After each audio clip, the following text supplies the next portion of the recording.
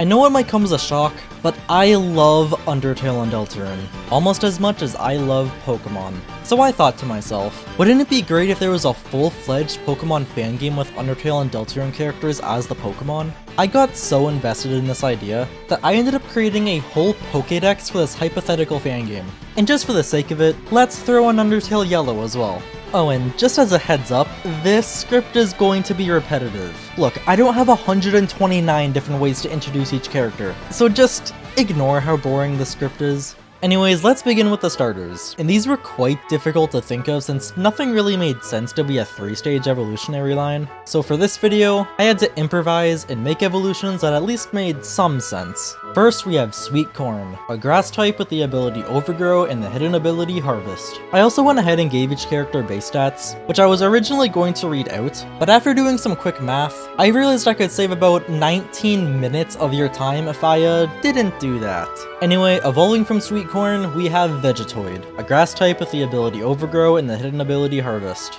And to complete the line, we have Parsnip, a grass poison type with the ability Overgrow and the hidden ability Harvest. It feels weird that this snake-infested carrot has higher base stats than some bosses, but that's just how it has to be sometimes, and I will without a doubt be doing it again. For the fire starter, I chose Plugboy, which yes, I know should be an electric type instead of fire, but the only other option were the Azrael forms, which I am heavily against making starters. Anyways, its ability is Blaze with the hidden ability Battery. Evolving from Plugboy is Werewire, a fire-electric type with the ability Blaze and the hidden ability Battery. Then to finish the line, we have Werewire, a fire-electric type with the ability Blaze and the hidden ability Battery. I don't have much to say about this line, but I think they work decently well as starters. And to complete the starter trio, we have Moldsmal, a water type with the ability Torrents and the hidden ability Gooey. Evolving from Moldsmal is Moldbig, another water type with the ability Torrent and the hidden ability Gooey. I think of Moldbig as just Moldsmal but again. But finally, to complete the line is Moldessa, a water type with the ability Torrent and the hidden ability Gooey. I also considered making it a dual grass type, but it didn't feel right given it would clash with the grass starters, so Moldessa will be getting the short end of the stick here. But with the starters out of the way, we can head to the opening area where we first find Microfrogget, a normal type with the ability Run Away. Microfrogget will then evolve into Frogget, a normal type with the ability Anticipation, sharing the same name as a song that plays during the first Frogget encounter in Undertale. Evolving from Frogget will of course be Final Frogget, a normal fighting type with the abilities Battle Armor and Rattled. Next we have Whimsun, a normal flying type with the ability Run Away. Yeah, not much to say on this one. Evolving from Whimsun is Flyer, a normal flying type with the ability Mimicry. And finally, finishing this line is Whimsalot, a flying fairy type with the abilities Battle Armor and Guts. Here we'll also be able to find a Lux, a pure dark type with the abilities Keen Eye and Anger Point. Lux will then evolve into Astigmatism, another pure dark type with the abilities Keen Eye and Opportunist. It's a little weaker than the previous core mercenaries, but Astigmatism is only a stage 1 rather than a stage 2, so I think that's fair. To finish the common spawns, we have Megosp, a bug type with the ability Co-Star, and then evolving from Megosp is Megospel, a bug type with the ability Prankster. Like with pretty much every bug type in Pokemon, there's not a whole lot to say about these two. The first uncommon encounter will be Pinilla, a normal type with the ability Trace and the hidden ability Inner Focus. For the first non-evolving character, a base stat total of 400 seems reasonable. Next we have Hayfi, a fairy type with the ability Symbiosis and the hidden ability Power Spot. Then evolving from her is Headhayfi, an ice fairy type with the ability Ice Scales and the hidden ability Power Spot. While they can't put up much of a fight on their own, they can give their allies the strength they need to fight for them. The final uncommon encounter in this area is Aurorum, a steel type with the ability Analytic and the hidden ability Magic Bounce. It's much weaker than Pinilla, but Aurorum serves as an early game glass cannon. Literally. The first and only rare encounter here will be Crispy Squirrel, a ghost type with the ability Competitive and the hidden ability Anger Shell. There's nothing special about him, but you can't go wrong with an early ghost type. In the next area, we'll be able to find a Rudin, a normal fairy type with the ability Hustle and the hidden ability Dazzling. Then evolving from Rudin is Rudin Ranger, a fighting fairy type with the ability Sharpness and the hidden ability Dazzling. Next we have Insomnatot, a normal type with the ability Insomnia and the hidden ability Comatose. The first uncommon spawn is Temmie, a water type with the abilities Pickup, Cute Charm, and the hidden ability Serene Grace. Temmie was my first thought for the water starter, but let's be real here. No one would even look at the other starters if she was one. Evolving from Temmie, we have School Temmie, a water type with the abilities Pick Up, Cute Charm, and the hidden ability Serene Grace. Then, to complete the line, we have Temmie Shopkeeper, a water type with the abilities Pick Up, Cute Charm, and the hidden ability Serene Grace. I thought it'd be cute to include a mini story for this line. We start off with just a random Temmie, then she goes to school and eventually starts her own business. But moving on, another uncommon encounter here will be Jigsari, a normal type with the abilities Plus, Minus, and the hidden ability Skill Link. Evolving from Jigsari is Jigsaw Joe, a normal type with the ability Hustle, and the hidden ability Skill Link. Finally, as a rare spawn, we have Vulcan, a fire rock type with the abilities Flame Body, Liquid Ooze, and the hidden ability Solar Power. Another glass cannon character. So while its base stat total might seem very weak for a rare spawn, 115 special attack this early in the game is quite strong. Moving on to the next area, we can find a Rabik, a normal poison type with the abilities Quick Draw, Pick Up, and the hidden ability Wind Rider. Next we have Trihecta, a normal type with the ability Sturdy, and the hidden ability Intimidate. I was also thinking of maybe having the three of these guys evolve into each other, but just keeping them as one made more sense to me in the end. To finish this smaller area, we have the uncommon spawn, Annoying Dog, a normal type with the ability Run Away. The Annoying Dog will be like Eevee and evolve into each of the Snowdin dogs. Exactly how it will evolve into each one, I haven't thought that far yet. But first up is Doggo, a fighting dark type with the ability Guard Dog. Next is Lesser Dog, a normal fighting type with the ability Guard Dog. Following are Dogami and Doggeressa, two monsters sharing the exact same stats, so I'll just let them be one Pokemon. They'll be a fighting fairy type with the ability Guard Dog. And finally we have Greater Dog, a fighting steel type with the ability Guard Dog. In the next area, we can find Dunebud, a ground type with the abilities Gooey, Sandrush, and the hidden ability Sandstorm. Now that we're a little later into this hypothetical game, expect the base stat total to start ramping up. Next up is Viravirukun, a pure poison type with the abilities Poison Touch, Poison Heal, and the hidden ability Corrosion. We'll also be able to find Pop-Up, a dark type with the abilities Curse Body, Prankster, and the hidden ability Download. For the last common spawn, we have Frostermit, an ice type with the abilities Shell Armor, Ice Body, and the hidden ability Snow Cloak. The uncommon spawn will be Bull, a fighting steel type with the ability Weak Armor, and the hidden ability Anger Point. The first rare spawn will be Decibat, a flying dark type with the abilities Compound Eyes, Soundproof, and the hidden ability Punk Rock. He's not anything too special, but he's solid for a boss character. The last rare spawn is Jerry, a psychic type with the ability Sturdy, and the hidden ability Multiscale. You know Shuckle? Jerry is just Undertale's version of that, and I already know it's gonna be a pain in the ass for anything trying to deal with it. The final spawn of the area is the very rare spawn, Dalv, a dark electric type with the abilities Harvest, Rattled, and the hidden ability Electric Surge.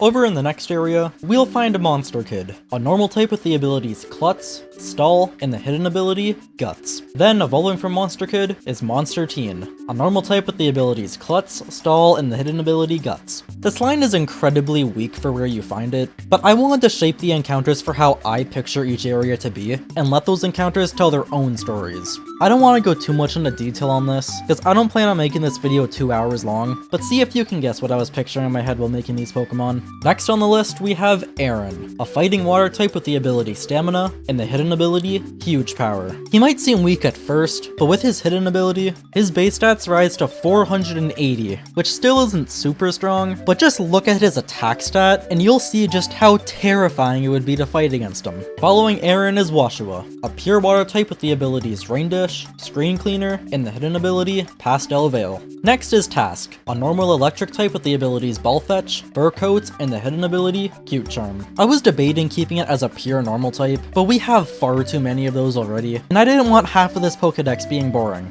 Anyways, evolving from Task is Task Manager, a fairy electric type with the abilities Serene Grace, Fur Coat, and the hidden ability Cute Charm. She's a very strong Pokemon with just 15 less stats than some legendaries. Next, we have the first uncommon spawn, Shiren. And yes, I know she's technically two monsters, but I'm just gonna count them as one. She'll be a water fairy type with the abilities Own Tempo, Punk Rock, and the hidden ability Liquid Voice. Following Shiren is C-Round, a normal steel type with the ability Run Away.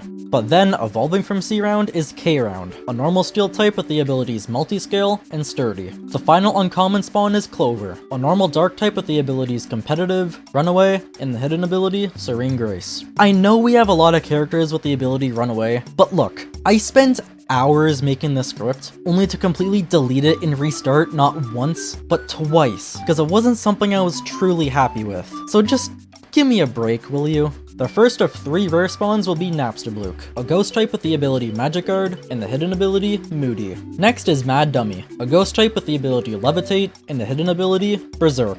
Then evolving from Mad Dummy is Mad Mew Mew, a ghost fairy type with the ability Cute Charm, and the hidden ability Pixelate. This is another very powerful evolutionary line. And the final rare spawn is Glide, a water dark type with the ability Clear Body, and the hidden ability Intimidate. Heading into the next area, we have a lot of encounters to go through. First on the list is Pondman, a rock type with the abilities Keen Eye, Solid Rock, and the hidden ability Comatose. Next we have Bloxer, a fighting type with the ability Rivalry, and the hidden ability Unburden. Bloxer is another fairly weak Pokemon for how late you find it, but I felt like as a character, it felt most fitting in this area. Up next is Sundir Plane, a fire steel type with the ability Levitate, and the hidden ability Aftermath. Following is Pyrope, a pure fire type with the abilities Flash Fire, Solar Power, and the hidden ability Drought. Then, evolving from Pyrope is Snowcone, a fire ice type with the abilities Ice Body, Snow Cloak, and the hidden ability Snow Warning. It's not a perfect evolution, but it made sense in my head when I was writing the script. Up next is Mouse, a normal type with the ability Run Away, and the hidden ability Speed Boost. And then evolving from Mouse is Mousewheel, a normal electric type with the ability Quick Draw, and the hidden ability Speed Boost. Next is Ice Cap, an ice type with the ability Ice Face. I'm gonna be completely honest here, Ice Cap didn't really fit into any other area, so I just shoehorned it into the most populated area without a second thought. The second to last common spawn will be Sir Slither, a poison steel type with the ability Sand Spit, and the hidden ability Curious Medicine. And the final common spawn will be Cactoni, a grass type with the ability Iron Barbs, and the hidden ability Sand Veil. The first uncommon spawn is Magic, a psychic type with the ability Magician, and the hidden ability Magic Bounce. Next on the list is Giftrod, a grass ice type with the ability Unburden, and the hidden ability Anger Point. It has lower base stats than some of the common spawns here, but it didn't feel right making it a common spawn given how it's only encounterable in one room in Undertale. Following Giftrod are the Flower Girls, Violetta, Petala, and Rosa. They'll each be grass fairy types with the abilities Flower Gift, Chlorophyll, and the hidden ability Grassy Surge. These are Violetta's base stats, next is Petala's base stats, and finally here are Rosa's base stats. Next up is Ambulance, a steel type with the abilities Hospitality, Healer, and the hidden ability Curious Medicine. The second to last uncommon spawn is Snowdrake, an ice dragon type with the abilities Klutz, Oblivious, and the hidden ability Snow Warning. Evolving from Snowdrake is Chilldrake, an ice dragon type with the abilities Competitive, Merciless, and the hidden ability Snow Warning. I initially had Snowdrake and Chilldrake as 2 separate lines, but seeing how they have the same stats in Undertale, I decided to have Chilldrake be a stage 1 in the end. And for the final uncommon encounter, we have Swatchling, a normal type with the ability Color Change. The Swatchlings can be found in their 5 different colors: red, orange, yellow, green, and blue, but will all share the same stats and Pokédex number. And I decided to have them evolve into Swatch, a normal type with the ability Protean. The first of many rare spawns will be Night Knight, a fighting steel type with the ability Comatose, and the hidden ability Insomnia. Next is So Sorry, a normal type with the ability Hustle, and the hidden ability Trace. I'm gonna have So Sorry just be a better Smeargle, which I'm sure won't cause any problems. Following is Albilador, a normal type with the ability Dancer. He's not very interesting when it comes to typing, but he's here I guess. Up next are the Royal Guards, a fighting steel type with the ability Battle Armor, and the hidden ability Magma Armor. Like Dogami and Dogaressa, the Royal Guards share the exact same stats, so I'm just grouping them together. The next encounter is Muffet, a bug poison type with the abilities Unnerve, Crusher, and the hidden ability Arena Trap. Next up are the Feisty 5. Starting with Starlo, he'll be a fighting type with the abilities Long Reach, Justified, and the hidden ability Quick Draw. Next is Ed, a fighting type with the ability Inner Focus, and the hidden ability Iron Fist. Up next is Moray, a water type with the ability Infiltrator, and the hidden ability Sharpness. I'll be real, I was considering having Moray evolve into Undyne at first, but it just felt wrong, and I very quickly shut that idea down. Anyways, following Moray is Ace, a normal type with the ability Anticipation, and the hidden ability Analytic.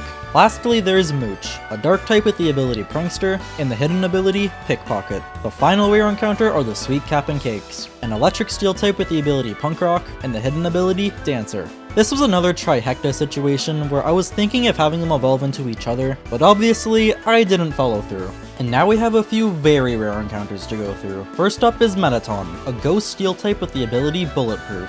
Mettaton will be getting a split evolution depending on if his special attack or special defense is higher. If his special defense is higher, he'll evolve into Mettaton EX, a ghost electric type with the abilities Dancer and Dazzling. But if Mettaton's special attack is higher, he'll instead evolve into Mettaton Neo, a ghost electric type with the abilities Mega Launcher and No Guard. The next encounter will be Martlet, a flying fighting type with the abilities Emergency Exit, Justified, and the hidden ability Stakeout. Martlet will evolve into Zenith Martlet, a flying steel type with the abilities Gale Wings, Tough Claws, and the hidden ability Stakeout. I know she has the base stats of the weaker legendary Pokemon, but it just felt right given how she's the final boss of the Genocide road. The second to last encounter in this area is Ceruba, a normal type with the abilities Analytic, Inner Focus, and the hidden ability Pixelate. Then evolving from Ceruba is her Kitsune form, a fairy type with the abilities Ice Scales, Inner Focus, and the hidden ability Pixelate. Like Martlet, she has the legendary stats, but I prefer to think of them more like the Paradox Pokemon or Ultra Beasts. The final encounter here is Spamton, a dark type with the abilities Pressure, Shadow Tag, and the hidden ability Mind's Eye. Then evolving from Spamton is Spamton Neo, a dark type with the abilities Mega Launcher, Download, and the hidden ability Anger Point. Heading into the penultimate area, we find Jandroid, a water steel type with the ability Steelworker, and the hidden ability Poison Touch.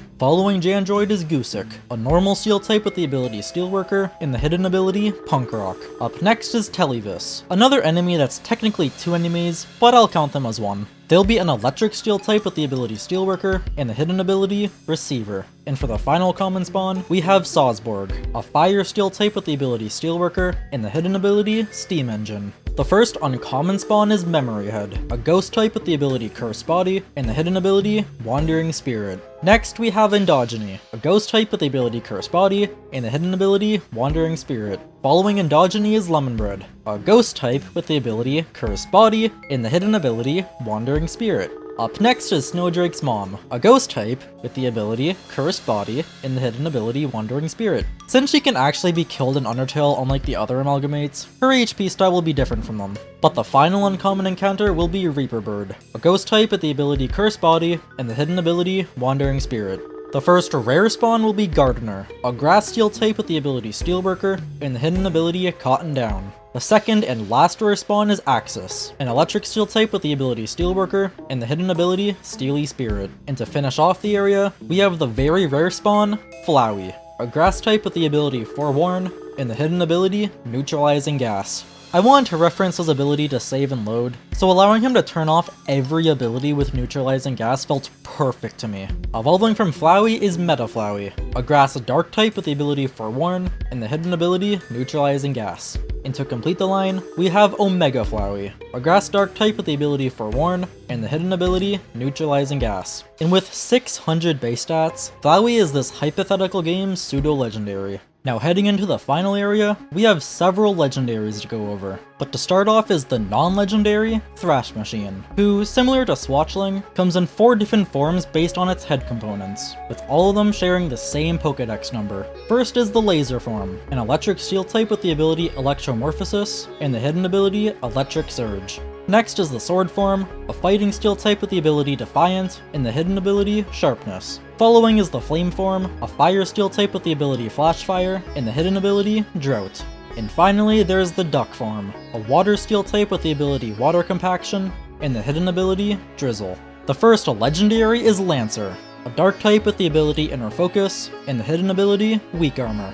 Next is Rules Card, a dark type with the ability Steadfast, and the hidden ability Competitive. Following Rules is Papyrus, a ghost fighting type with the ability Limber, and the hidden ability Sturdy. I wish there was more to say about the legendaries so far, but they're just solid Pokemon with nothing more to comment on. But next is the funny skeleton himself, Sans, a ghost normal type with the ability Comatose, and while I didn't intend on creating any new abilities, I think I'll make an exception for Sans. His hidden ability will be Karmic Retribution, an ability that combines Wonder Guard and Poison Touch. Look, Sans is very strong, which is why he's going to be completely uncatchable. And since I added all the other bosses, I couldn't just not add Sans. But moving on, we have Undyne, a water fighting type with the ability Justified, and another new hidden ability, Determination, which will just be a copy of Zygarde's power construct, so Undyne can transform into her Undying form. These are her normal form's base stats, and these are her Undying form's base stats. Next legendary is King, a dark type with the ability Defiant, and the hidden ability Supreme Overlord. And following is Queen, an electric type with the ability Analytic, and the hidden ability Transistor. Next is the first of 3 box legendaries, Asgore, a fire dragon type with the ability Arena Trap. Next we have Toriel, a fire dragon type with the ability Triage. And to complete the trio, we have Azrael, who will be skipping his child form and jumping straight into his god form. He'll be a fire dragon type with the ability Bad Dreams. But why stop there, when we can also give Azrael the Rayquaza treatment and let him Mega Evolve without a Mega Stone? He'll remain a fire dragon type, but his ability will change to Soul Heart, and these are his upgraded base stats.